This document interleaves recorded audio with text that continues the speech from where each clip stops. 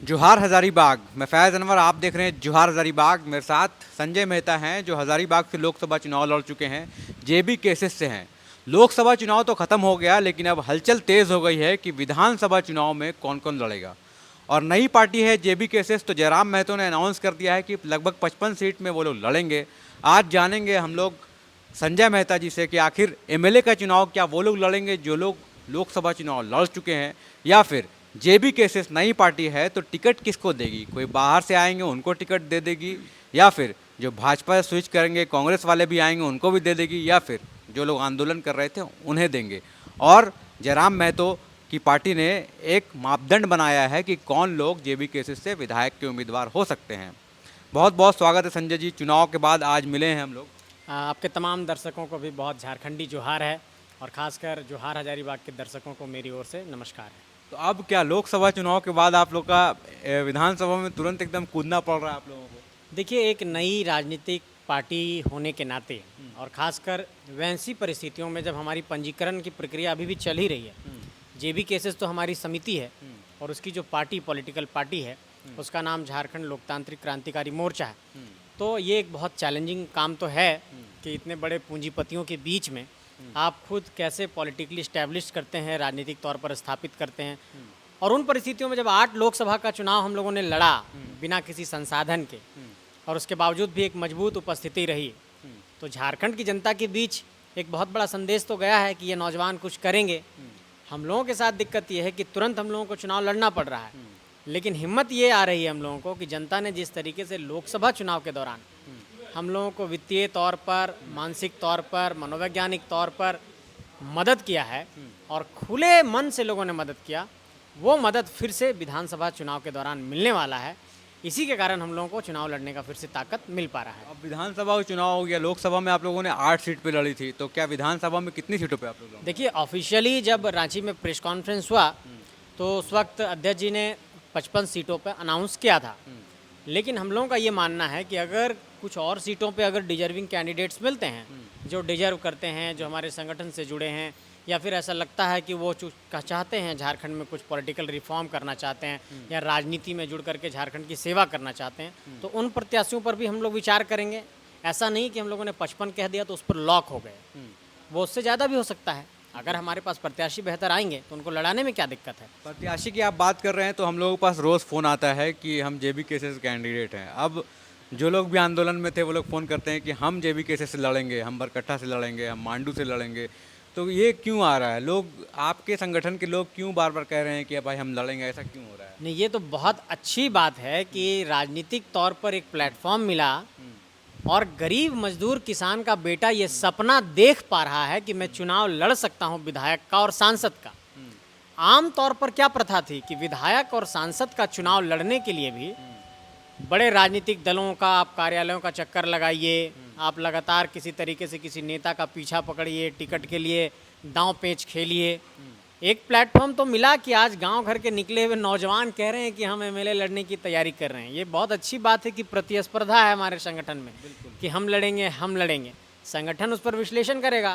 तो संगठन ने तो जारी कर दिया ना ये, कि आपको बता दूं कि जेबी केसेस ने जारी किया है 10 मापदंड जो एमएलए के लिए फिट बैठेगा, जो क्राइटेरिया है जिस फिट बैठेगा, जिसमें पहला है स्नातक, जो ग्रेजुएट होंगे उनको ही टिकट मिलेगा।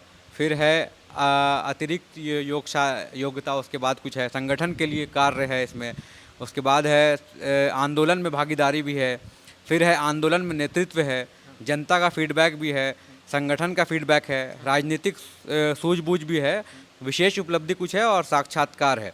तो ये 10 जो मापदंड है ये कैसे डिसाइड करेंगे? जनता का फीडबैक कैसे लेंगे आप लोग? क्या आप लोग के पास कोई मैकेनिज़्म है, या फिर जो लोग आंदोलन नहीं किया है, डिजर्विंग कैंडिडेट है, लड़ना चाहता है जेबी केसेस से, वो लोग कैसे फिर लड़ेंगे? देखिए, 2 बातों पर ध्यान देने की ज़रूरत है। पहली बात तो ये कि जब ये संगठन का निर्माण हुआ है तो हमारे आंदोलनकारी साथियों ने इसका निर्माण किया है। हमारे आंदोलनकारी साथियों ने अपने खून पसीने से इस संगठन को सींच करके बनाया है।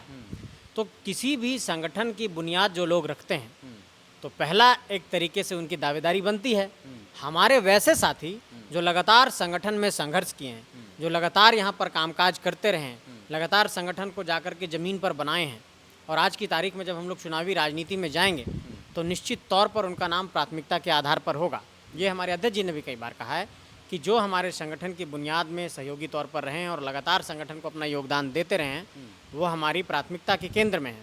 लेकिन चूंकि एक मापदंड, एक स्टैंडर्ड इसलिए बनाया गया कि इस पर चूंकि हम लोग आकलन कर सकेंगे, चूंकि आपको कैसे इलेक्शन में जीतना है, जिताऊ कैंडिडेट्स कैसे देने हैं, उसका कैसे हम लोग मापदंड तय करें। इसलिए एक मापदंड बनाया गया कि अगर लोग आमतौर पर कहते हैं कि आप लोग पढ़े लिखे लोगों की बात करते हैं, तो आप लोग पढ़े लिखे प्रत्याशियों को भी दीजिए। लेकिन इस पर एक बात मैं एक और कहना चाहूँगा, चूँकि इंडियन डेमोक्रेसी में चुनाव लड़ने के लिए शैक्षणिक योग्यता कोई मापदंड नहीं है। ये मापदंड है कि आप एक इंडियन सिटीजन हैं तो भारत में आप चुनाव लड़ सकते हैं, और किसी राज्य में आप निवास करते हैं तो वहाँ का विधानसभा लड़िए, और अगर आप भारत की नागरिकता रखते हैं तो लोकसभा का चुनाव लड़ सकते हैं। लेकिन आप लेकिन लोग ये शायद हम लोगों ने आप लोग मापदंड शायद पहली पार्टी भी है जो ये निकाल रही है कि स्नातक होना जरूरी है भाई। लेकिन इसको ऐसे समझिए, यूपीएससी का एग्जाम है, लग रहा है आपके कि दर्शकों- ग्रेजुएशन जरूरी है। आपके दर्शकों को मैं समझाना चाहता हूँ कि अगर इसमें 100 पॉइंट्स हैं, तो अगर कोई व्यक्ति स्नातक नहीं है हाँ, लेकिन सब स्नातक, है। और तो उसके पास तो 90 पॉइंट्स हो गए, हाँ, तो वो 90 पॉइंट्स और किसी के पास स्नातक है और इधर वाले पॉइंट्स में वो कम हो जा रहा है, तो इसलिए इस बात को आप ऐसे समझिए कि जो जितना ज़्यादा पॉइंट्स होगा उसके अकॉर्डिंग हम लोग उसको एक कैलकुलेट करेंगे। तो ये स्नातक नहीं भी होगा, अच्छा होगा तो कर सकते हैं। निश्चित तौर पर अगर उसके 90 पॉइंट्स आ रहे हैं, वो ग्रेजुएट नहीं है और वो दूसरे कैंडिडेट से उसके पॉइंट्स ज़्यादा हो गए, तो वो तो वहाँ एलिजिबल हो जाएगा। ये तो ठीक है, लेकिन फिर जनता का फीडबैक कैसे लेंगे आप? तो क्या जनता का फेसबुक, feedback- सोशल मीडिया यही सब है कि नहीं, फेसबुक सोशल मीडिया तो है ही, बट हमारा एक, हम लोगों ने अपना एक मैकेनिज्म बनाया है, हमारे पर्यवेक्षकों की टीम है, और वो हम लोग सैंपल कलेक्ट करेंगे कि जनता इन प्रत्याशियों के संदर्भ में क्या राय रखती है। क्या सिर्फ संगठन के अंदर ही उसको लोग जान रहे हैं, जनता भी उसको जान रही है, हमारे संगठन के लोग उसको कितना पसंद कर रहे हैं, संगठन का फीडबैक क्या है, पब्लिक का फीडबैक क्या है, इन सारे पहलुओं पर, इन सारे बिंदुओं पर एक एनालिसिस करके हम लोग एक रिपोर्ट तैयार करेंगे। अभी हम लोगों ने इसका डेमो किया है, जो हम लोगों का संगठन का विस्तार हो रहा है। जैसे धीरे धीरे आप लोग हर एरिया में आज हजारीबाग में इसी पे हम लोग वार्म अप कर रहे थे। आज जैसे हमारे यहाँ जिला अध्यक्ष बनना था, आज हमारे यहाँ जिला उपाध्यक्ष बनना था, सचिव बनना था, महामंत्री बनना था, जिला का प्रवक्ता बनना था, तो बाकायदा इन सब के लिए लोगों ने एप्लीकेशन दिया। अच्छा, एप्लीकेशन आए, उसके बाद एप्लीकेशन पर हम लोगों ने सबका इंटरव्यू लिया, उन पर बातचीत की कि आपको ये दायित्व क्यों दिया जाना चाहिए, आप कैसे इसका निर्वहन करेंगे।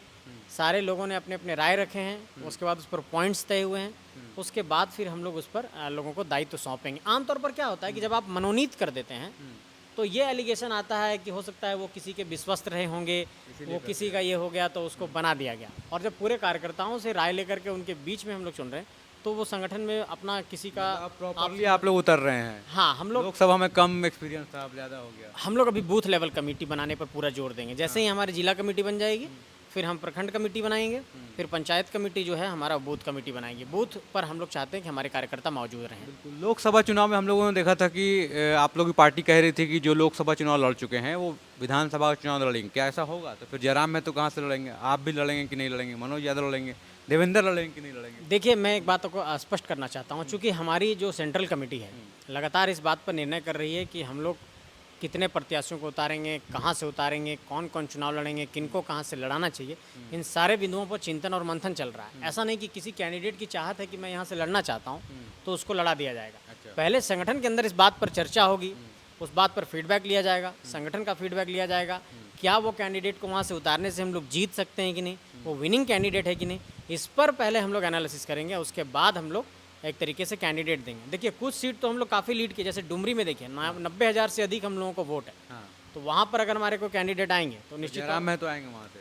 अब देखिए, वो आने वाले वक्त में आधिकारिक तौर पर आपको अभी तक वैसा कोई डिसाइड नहीं है। नहीं, अभी ऑफिशियल अनाउंसमेंट नहीं हुआ है अभी तक, लेकिन इस बात को मान करके चलिए कि हम लोग झारखंड के अधिक से अधिक सीटों पर अपने कैंडिडेट देने की कोशिश करेंगे, जिताऊ कैंडिडेट देने की कोशिश करेंगे। हम लोगों का अलायंस किसी से नहीं होगा, हम लोग किसी से गठबंधन नहीं करेंगे, और हम लोग इस चुनाव को बहुत ही शिद्दत और मजबूती के साथ लड़ने वाले अकेले लड़ रहे हैं आप लोग? हैं। जी, अकेले लड़ेंगे। और ये बताइए, देवेंद्र जो है ईचागढ़ सबसे ज़्यादा वोट लेके आए थे, तो क्या वो ईचागढ़ से लड़ेंगे कि वो आते हैं जहाँ से सिल्ली से वहाँ से लड़ेंगे? क्योंकि सिल्ली में 2 दिग्गज ऑलरेडी हैं, अमित महतो हैं वहाँ पे और सुदेश महतो हैं। संगठन फैसला करेगा इस बिंदुओं पर कि किसको लड़ाया जा सकता है। अमित महतो जी आधिकारिक तौर पर हमारे संगठन के अंदर नहीं है, उनकी अपनी पार्टी है केजेपी, खतियानी झारखंडी पार्टी। आधिकारिक तौर पर हमारे नेता हमारे संगठन के अंदर देवेंद्र जी हैं। तो ये बात हम लोग डिसीजन, अगर उनकी ये इच्छा होती कि हमारे बीच आना चाहते हैं तो इस पर चिंतन किया जाएगा, मंथन किया जाएगा। महतो को आप लोग लेंगे अपनी पार्टी में? उनकी लड़ाई भी हम लोगों की लड़ाई से बहुत मतलब सेम लड़ाई है, और आएंगे तो ताकत में और वृद्धि होगी। स्वागत है उनका, लेकिन आने वाले वक्त में देखते हैं कि क्या होता है। तो ये बताइए आप कहाँ से लड़ेंगे? आपको हज़ारीबाग में सबसे ज़्यादा वोट रामगढ़ और मांडू से मिला है, लेकिन आप आते हैं बरही से, पिछली बार बरही से चुनाव लड़ा था। हज़ारीबाग जो है विधानसभा क्षेत्र है, यहाँ से मनीष जायसवाल का सीट खाली हो गया है, भाजपा से कई दिग्गज यहाँ पे आ रहे हैं, कांग्रेस से कई दिग्गज यहाँ पे आ रहे हैं, तो आप कहाँ से लड़ने वाले हैं? मांडू पहला से लड़ेंगे? पहला सवाल तो ये है कि मुझे चुनाव लड़ना है या नहीं लड़ना है। नहीं, इस चुनाव तो आपको लड़ना पड़ेगा ना, क्योंकि जनता यहाँ की आपको पसंद कर रही है। आपने 1,57,000 वोट लाया है, थर्ड पोजीशन लाया है, और जेबी केसेस का अच्छा परफॉर्मेंस हज़ारीबाग में हुआ है। हाँ, तो जनता से इस बार हम फिर जा करके राय लेंगे। हाँ। मैं पांचों विधानसभा में 15 तारीख के बाद जा रहा हूँ और अपनी जनता से, अपने लोगों से हम राय लेंगे कि आप लोग क्या कहते हैं, मुझे क्या करना चाहिए, आप बताइए। इस बार हम लोग ऐसा कोई भी फैसला नहीं लेंगे जो हम लोगों के मन के मुताबिक हो। पिछली बार हम लोगों ने जनता से राय नहीं लिया था, जनता से सिर्फ यही पूछा था कि क्या हमें चुनावी राजनीति में आना चाहिए, कहाँ तो लड़ना है ये नहीं पूछा। कहाँ लड़ना है ये नहीं पूछा था। इस बार जनता से पूछेंगे। और चूंकि 1,57,977 लोगों ने वोट दिया हजारीबाग लोकसभा में, रामगढ़, मांडू, बड़कागांव ने बड़ी संख्या में वोट किया है, तो यहाँ के मतदाताओं से और अपने और उन लोगों से जो हमारे शुभचिंतक हैं, जो हमें चाहते हैं कि हम लोग राजनीति में कुछ करें, वैसे लोगों से पहले हम लोग एक राय लेंगे। उस राय पर जो सहमति बनेगी उस तरीके से फिर हम लोग आगे निर्णय लेंगे। तो आपका पर्सनल क्या है? आप कहाँ से चाहते हैं? बड़कागांव से चाहते हैं, मांडू से चाहते हैं, या रामगढ़ से? मैं आपको स्पष्ट करना चाहता हूँ कि जो हमारे कार्यकर्ता हैं, जो हमारे शुभचिंतक हैं, उनकी ये राय होती है, जो जिस इलाके के कार्यकर्ता होते हैं उनकी ये चाहत होती है कि हम इस इलाके से लड़ें। तो मैं ये कहना चाहूँगा कि पहले अपने कार्यकर्ताओं से हम बैठते हैं और जहाँ पर मेजोरिटी ऑफ द पीपल जो कहेगी उस पर हम लोग चिंतन करेंगे। और एक देखिए, राजनीति समीकरणों का खेल है, राजनीति भावनाओं का सिर्फ खेल नहीं।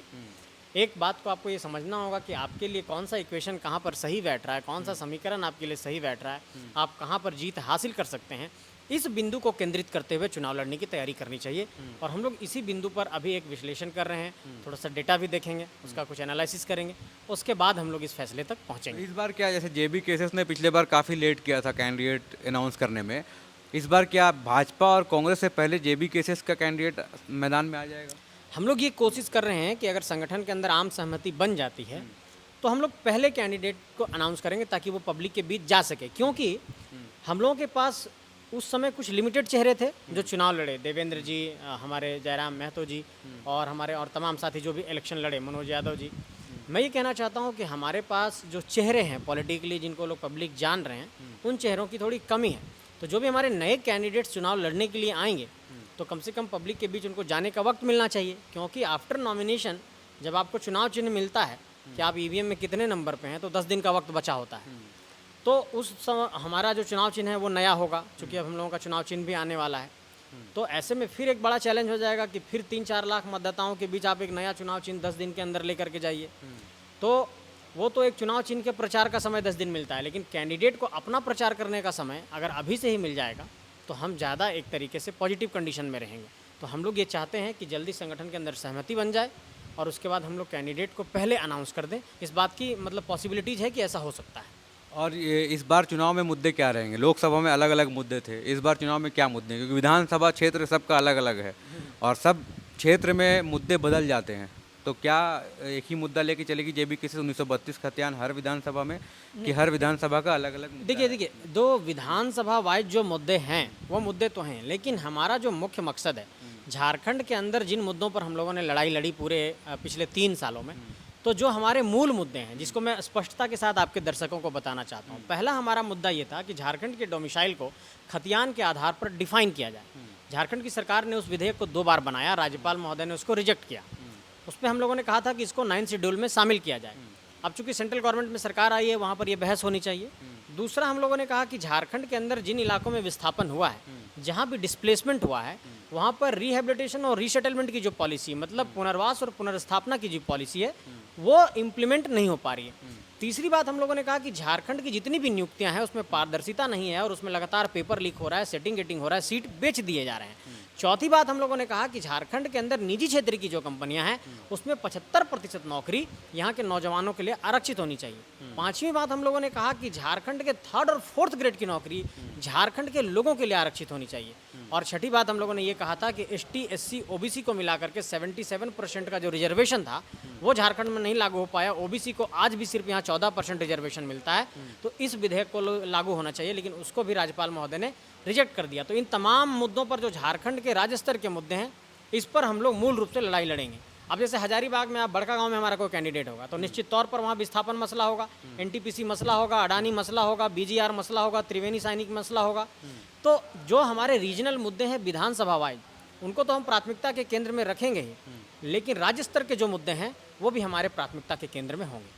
बिल्कुल, तो देख सकते हैं आप, जेबी केसरी जो पार्टी है वो अब 81 विधानसभा में शायद लड़ने की तैयारी कर रही है, जबकि जयराम महतो कहते हैं कि 56-55 सीट में तो वो कंफर्म है कि लड़ेंगे ही लड़ेंगे। और क्या जिस तरह से आजसू आई थी सत्ता में और उसके जो सुप्रीमो थे वो डिप्टी सीएम बन गए थे, उस तरह कुछ रोल इस बार आप लोग विधानसभा में दिखा सकते हैं क्या? 8-10 सीट ऐसा आप लोग निकाल के एक बड़ी पार्टी बन के जो है कुछ प्रभाव डाल सकते हैं सरकार? देखिए, बड़ी पार्टी बनने की बात नहीं, हम लोगों का लक्ष्य है कि पूर्ण बहुमत के साथ हम लोग आए। देखिए, इस बात को आपको समझना होगा कि झारखंड के अंदर झारखंड नाम की जो पार्टियां रहीं वो राष्ट्रीय अलायंस के फोल्डर्स में चली गई। मैं आपको एग्जांपल देता हूं, जैसे इस वक्त आपने जो नाम लिया आजसू का, वो इस वक्त एनडीए के फोल्डर में है। और आप हमारे देखिए जो गुरुजी की पार्टी है वो कांग्रेस आरजेडी के साथ फोल्डर में है। ऐसे में क्या होता है कि झारखंड के मुद्दे पर, झारखंड के लिए जो 100% जो मुद्दे काम करने वाले राजनीतिक दल हैं वो राजनीतिक दल नहीं बचे, क्योंकि उनका अपना नेशनल एजेंडा होता है। तो वहाँ पर कॉमन मिनिमम प्रोग्राम बन जाता है कि आपको हमारी ये बात माननी होगी, आपको हमारी ये बात माननी होगी। अब आजसू जो है बीजेपी के साथ है और बीजेपी कभी खतियान के मसले पर एकजुट हो नहीं सकती है, और आजसू प्रचार करती है कि खतियान के रास्ते, आंदोलन के रास्ते ऐसा प्रचार करती है। तो मेरा ये कहना ये है कि जब आपका खतियान का मुद्दा बीजेपी मान ही नहीं सकती है और आप अलायंस के फोल्डर में जाकर के वहाँ पर सिर्फ किसी तरीके से सीट हासिल करने के लिए, राजनीतिक सत्ता में जाने के लिए रास्ता अपना रहे हैं, ऐसे में इस बात की बेहद आवश्यकता है कि झारखंड के अंदर जो झारखंडी प्राइड की बात करे, जो झारखंडी इमोशन की बात करे, जो झारखंडी हक अधिकार की बात करे, झारखंडी अस्मिता की बात करे, झारखंडी स्वाभिमान की बात करे, झारखंड के हक अधिकार की बात करे, वो एक पार्टी बने। तो ये जो पार्टी है 100% झारखंडी हक अधिकारों को दिलाने वाली और उसके लिए लड़ने वाली पार्टी है। साथ में ये जोड़ना चाहते हैं कि राज्य के अंदर वैसे लोग जो दूसरे राज्यों के लोग निवास कर रहे हैं उनके लिए हम कोई खतरे की घंटी नहीं है, उनके लिए भी हम स्वागत की घंटी हैं। हम ऐसा इसलिए कह रहे हैं क्योंकि आप हमारे राज्य में निवास कर रहे हैं तो इसका अर्थ ये नहीं हुआ कि आप हमारे झारखंड के डोमिसाइल को हासिल कर लेंगे।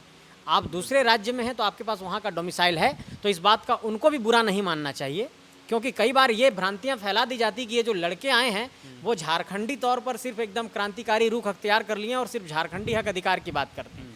हम ये कह रहे हैं कि आप इस देश के नागरिक हैं तो निश्चित तौर पर इस देश के किसी राज्य के आप निवासी हैं, तो आप एक देश में, एक राज्य में आप वहाँ पर निवासी हो सकते हैं। आपका डोमिसाइल किसी एक स्टेट का हो सकता है, दो स्टेट का नहीं हो सकता है। तो इस बात को किसी को बुरा नहीं मानना चाहिए। अब दोहरा लाभ लेंगे आप, वहाँ भी एप्लीकेशन देंगे, यहाँ भी एप्लीकेशन देंगे, यहाँ भी आधार कार्ड, वहाँ भी आधार कार्ड, यहाँ भी वोटर आईडी, वहाँ भी वोटर आईडी। तो ऐसे में क्या होता है कि यहाँ के लोग थोड़ा परेशान हो जाते हैं। तो यहाँ के लोगों को इसी तरीके से परेशान किया गया है, उनके हक अधिकार मारे गए हैं। तो वैसे लोगों को मेरा ये अनुरोध है और ख़ासकर उन लोगों से मैं विनती करना चाहता हूँ कि झारखंड का चुनाव है, हम लोग झारखंडी मुद्दे पर लड़ेंगे, झारखंड के हालात पर लड़ेंगे, झारखंड की परिस्थितियों को लेकर के लड़ेंगे, झारखंड के विस्थापन, रोजगार, बेरोजगारी, इन मसलों पर लड़ेंगे। और वैसे लोग जो इस राज्य के निवासी नहीं हैं और इस राज्य में निवास कर रहे हैं उन लोगों से हाथ जोड़कर मेरा विनम्र निवेदन है कि आप लोग भी हमारे साथ आइए और साथ दीजिए कि नहीं, ये आपकी मांग जायज़ है, झारखंडी हक अधिकार की मांग आपकी गलत नहीं है। आप लोग भी साथ आएंगे तो पूरा देश देखेगा कि दूसरे लोगों ने बड़ा दिल दिखाया है और झारखंडी हक अधिकार की आवाज़ में साथ दिया। और ये आपसे साथ इसलिए भी मांग रहे हैं क्योंकि हमारी इस माटी उन लोगों को रोज़गार दिया। BSL, टाटा स्टील, वेदांता, तमाम यहाँ पर देखिए CCL, NTPC, अडानी, तमाम कंपनियाँ तो यहीं पर हैं। तो यहाँ पर इन कंपनियों में जिन लोगों ने रोज़गार किया, जो लोग यहाँ पर आकर के निवास किए, घर बनाए, दुकान खोले, व्यापार किए, उन सब लोगों को हम लोगों ने बसाया, रोटी दिया, पानी दिया, इज्जत किया, प्रणाम किया। आज हम उनसे कह रहे हैं कि हमें साथ दीजिए हमारी लड़ाई में, ताकि सरकार तक ये आवाज़ जाए कि ये लड़ाई सामूहिक तौर पर तमाम झारखंडी लड़ रहे हैं, जो स्थानीय हैं और जो स्थानीय नहीं हैं। तो फिर तो सवाल ये आएगा ना कि सरकार जब भी झारखंड में बनी है कहीं ना कहीं मिलीजुली सरकार बनी है, या अभी केंद्र में आप देख रहे हैं एनडीए ने 2 पार्टियों का सपोर्ट लिया, बड़ी बड़ी पार्टियों का। तो वैसे कंडीशन में आप क्या करेंगे? एकदम अलग तो हो नहीं सकते हैं, सरकार के पार्ट बनेंगे या फिर सरकार से एकदम अलग हो जाएंगे? देखिए, 2 बातें हैं इसमें। पहली बात तो आपको ये समझना पड़ेगा कि जो एक कॉमन मिनिमम प्रोग्राम होता है, जब तक न्यूनतम साझा कार्यक्रम नहीं बनेगा तो उस न्यूनतम साझा कार्यक्रम के बनने के बाद ही इस पहलू पर हम लोग कोई बातचीत करेंगे कि हमारी मांग पर कौन कितना एकजुट है। हमारी मांग पर अगर कोई एकजुट नहीं होगा, हमारी मांग पर अगर सहमति नहीं बनेगी, तो हम किसी के साथ क्यों जाएंगे जब हमारी मांग ही पूरी नहीं होगी। लेकिन अगर हमारी मांग पूरी होती है, अगर हमारे मुद्दे पर कोई ये कहता है कि हाँ हम लोग इस मुद्दे के साथ आगे बढ़ना चाहते हैं, आपके साथ काम करना चाहते हैं, तो उस पहलू पर चिंतन होगा, उस पर बातचीत होगी। वो तो परिस्थितियों के अनुसार तय होगा, उस वक्त क्या परिस्थितियाँ रहेगी। फिलहाल हम लोगों का सिर्फ फोकस इसी बात को लेकर के है कि हम लोग अपने प्रत्याशी को कितने मजबूती से चुनाव लड़ाते हैं और कितने मजबूती से अपने प्रत्याशियों को चुनावी मैदान में जीत हासिल कराते हैं। इसी बात को लेकर के फोकस है, क्योंकि संसाधन कम है, तो हम लोगों के साथ बहुत सारी चुनौतियाँ, उसी पर हम लोग फिलहाल काम कर रहे हैं। लोकसभा चुनाव में जैसे बता रहे थे लोग कि ये बहुत बड़े बड़े दिग्गज पार्टी हैं जो जेबी केसेस को खा जाएंगी, बढ़ने नहीं देंगी, तो क्या विधानसभा में भी वैसा कुछ देखने को मिलेगा कि आप लोग का जो चैलेंज था कि बहुत नई पार्टी आई है तो फेस नहीं कर पाए, जैसे बूथ लेवल का जो कमेटी बनता है बड़े बड़ी पार्टियों का, वो लोग आराम से चुनाव लड़ना जानते हैं, उनको पता है कैसे चुनाव लड़ा जाता है, लेकिन आप लोग इसमें पीछे रह गए कहीं ना कहीं। दो बात समझने की ज़रूरत है। पहली बात तो ये कि जो फाइनेंशियल स्ट्रेंथ की बात है, वो निश्चित तौर पर हम आर्थिक तौर पर कमज़ोर लोग हैं, हमारे पास आर्थिक तौर के अलावा अभी आपके जो कार्यकर्ता हैं वो शायद समझ नहीं पाए कि क्या करना था लोकसभा चुनाव में और क्या हुआ। देखिए, एक बात इसको ऐसे समझ लीजिए, मैं दूसरी बात पर आना चाहता हूँ। जो पॉलिटिकल एक्टिविज्म का सवाल है, राजनीतिक तौर पर आपका एक कार्यकर्ता होना 10 साल 15 साल तक और किसी राजनीतिक दल के लिए काम करना, उसका अनुभव तो निश्चित तौर पर आपको लाभ मिलता है। हम लोग खुद नौजवान हैं, सब 25 से 30 साल वाले हैं।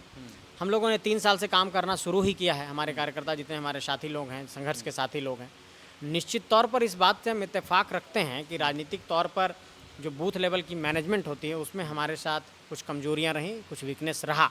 उसी चीज़ को हम लोग दुरुस्त कर रहे हैं। हम लोगों ने ये फोकस किया है कि अगर एक बूथ पर 1000 वोट्स हैं, तो कम से कम 60 से 80% वोटों पर हम लोगों का कब्जा हो, हम लोगों को 60 से 80% लोग वोट्स करें। इस बात पर हम लोग कामकाज कर रहे हैं।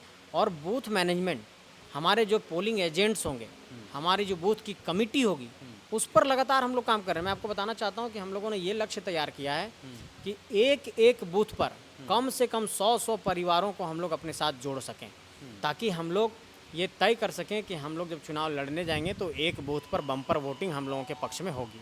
बिल्कुल, तो हम लोग अभी भी देख रहे हैं कि जैसे जयराम महतो सभा करते थे लोकसभा चुनाव से पहले या पहले भी सभा करते थे, अब उनकी सभाएं नहीं दिख रही हैं, तो वो क्या हो रहा है? बूथ लेवल कमेटी बन रही है, क्या हो रहा है? देखिए, अभी आज हम लोग 3 तारीख में हैं।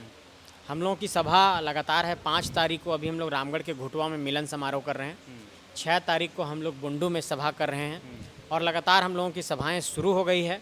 हाँ, इधर बीच में कुछ दिन तक हम लोग लगातार अपनी तैयारियां कर रहे हैं। हार से थोड़ा निराश हो गए थे, क्या हुआ था? नहीं, हम लोग तैयारी कर रहे थे। एक आपके नेता का क्या हाल है? मतलब हम लोग तो मिले नहीं हारने के बाद, लेकिन आप लोग मिले होंगे, नहीं, मनोबल टूट गया है, क्या हुआ है? कोई मनोबल नहीं टूटा है। फुल्ली कॉन्फिडेंट है, पूरे आत्मविश्वास में है और उन्होंने साफ तौर पर यह कह दिया है कि उस चुनाव को हम लोग जीतने वाले हैं और बहुत अच्छे तरीके से वो तैयारी कर रहे हैं। तो कहीं लोकसभा चुनाव के बाद जो कुछ लोग आप लोग हार गए हैं, तो कुछ कार्यकर्ता क्या बिखर गए हैं, किनारे हो गए हैं कि लोग जुट रहे हैं, क्या हुआ? नहीं, बिखरे कोई नहीं है। एक फिर से हम लोग उनमें कॉन्फिडेंस लाने की कोशिश कर रहे हैं और बहुत ही मजबूती के साथ हमारे सारे कार्यकर्ता फिर से चुनावी मैदान में लगने वाले हैं और किसी में आत्मविश्वास की कोई कमी नहीं। ये हम लोग अपना जीत मानते हैं कि 8 सीट पर 8 साढ़े 8 लाख वोट्स हम लोगों को आए हैं। एक सीट भी अगर जीत जाते हैं आप लोग लोकसभा में, तो क्या बदलता आज कि आज जो बैठे हुए हैं आप यहाँ पे, क्या बदलाव रहता है? हाँ, बदलाव ये होता कि अभी देखिए सेशन चल रहा है ना लोकसभा का। लोकसभा के सेशन में आपने कहीं देखा कि झारखंड के विस्थापन के मुद्दे पर कोई चर्चा हो रही है?